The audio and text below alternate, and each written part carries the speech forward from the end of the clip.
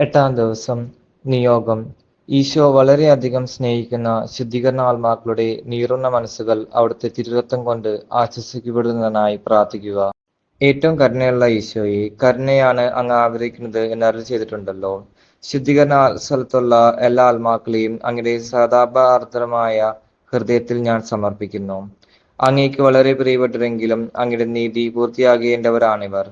അങ്ങയുടെ ഹൃദയത്തിൽ നിന്ന് പുറപ്പെട്ട് രക്തവും ജലവും അഗ്നിജാലകളെ ശമിപ്പിക്കട്ടെ. അങ്ങനെ അങ്ങയുടെ കരുണയുടെ ശക്തി അവിടെയും പുകഴ്ത്തപ്പെടട്ടെ.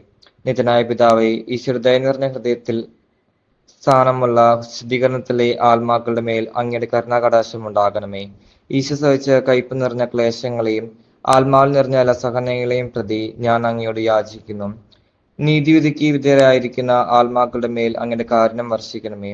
അങ്ങയുടെ പ്രിയപുത്രനായ ഈശോയുടെ തിരുമുറുകളിലൂടെ മാത്രം അങ്ങേ അവരെ നോക്കണമേ.